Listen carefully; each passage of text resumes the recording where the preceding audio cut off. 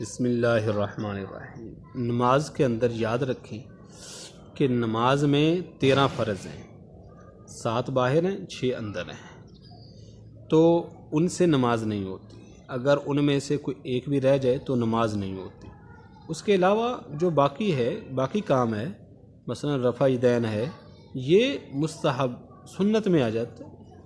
سنت میں یہ کر لو پھر بھی نماز ہو جائے گی، نہ کرو پھر بھی نماز ہو جائے گی، دونوں طریقوں سے نماز ہو جائے گی۔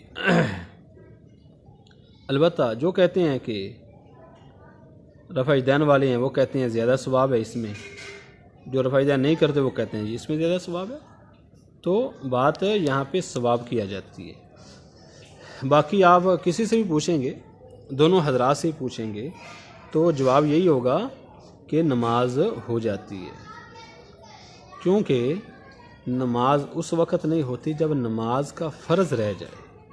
کوئی بھی چیز ہے اس میں جب آپ نے فرض پر عمل نہیں کیا، فرض پہ عمل جب آپ نے نہیں کیا تو آپ کا وہ عمل نہیں ہوا۔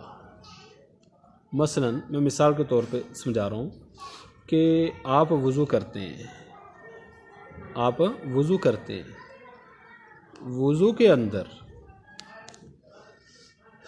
آپ کا مسح کرنا رہ جاتا ہے، چوتھائی سر کا مسح کرنا یہ فرض ہے، سارے سر کا مسح کرنا یہ سنت ہے، تو مسح آپ کا رہ جاتا ہے تو آپ کا وضو نہیں ہوا کیونکہ آپ کا فرض رہ گیا۔ اور اگر آپ سارے سر کا مسح نہیں کرتے، یہ آپ کا رہ جاتا ہے، آپ صرف چوتھائی سر کا تھوڑا سا کرتے ہیں، تو پھر یاد رکھیں کہ آپ کا وضو ہو جائے گا، ثواب میں کمی آ جائے گی، چونکہ آپ کی سنت رہ گئی ہے۔ سنت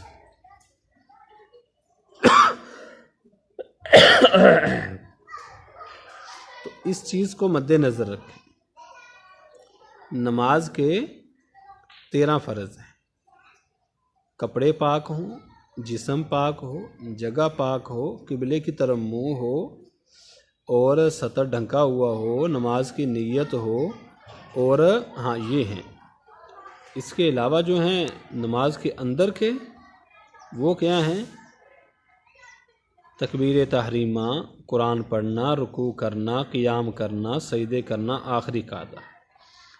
آخری قعدے کا مطلب سمجھ لیں، ایک ہوتا ہے دوسری رکعت والا قعدہ بیٹھنا، اتحیات میں بیٹھتے ہیں، ایک ہے آخری رکعت چوتھی رکعت میں بیٹھتے ہیں۔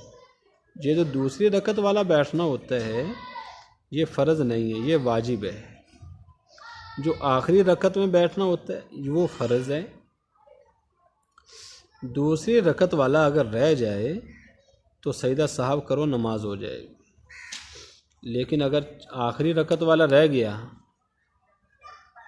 کہ ایک آدمی 5ویں رکعت کے لیے کھڑا ہو گیا، 5ویں رکعت پڑھ کے یاد آیا ہو تو اب اس کی نماز نہیں ہوئی، اب وہ ایک اور رکعت پڑھ کے 6 کے 6 نفل ہو جائیں گے، 4 رکعت دوبارہ فرض اپنے پڑھے۔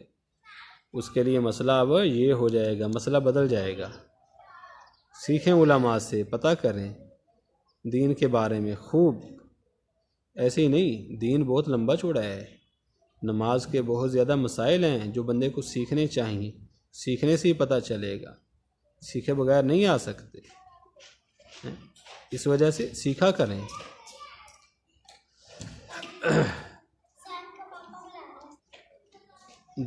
آج کل دین سیکھتے ہی نہیں ہیں، دین کا پتہ کیا ہوگا؟ حضرت عمر رضی اللہ عنہ نے ایک نئی دکان کھلی دیکھی مدینہ منورہ کے بازار میں۔ آپ نے دکان والے سے پوچھا کیا دکان کا علم سیکھا ہے کہ ایسے ہی آ کے بیٹھ گیا؟ اس نے کہا جی سیکھا تو نے۔ حضرت عمر رضی اللہ عنہ نے اس کو ایک درہ مارا اور فرمایا چلو پہلے جا کے سیکھو پھر آ کے دکان کھولنا۔ آج ہم دیکھ لیں، آج ہم ایسی بس بغیر سیکھے چل رہے ہیں، بغیر سیکھے۔ کوئی بغیر سیکھے گاڑی نہیں چلاتا، کوئی بغیر سیکھے موٹر سائیکل نہیں، ٹرک نہیں چلاتا، نقصان ہو۔ اور دین بغیر سیکھے جو آیا وہ بول دیا، جو آیا جیسے آیا دل میں آیا کر لیا بس.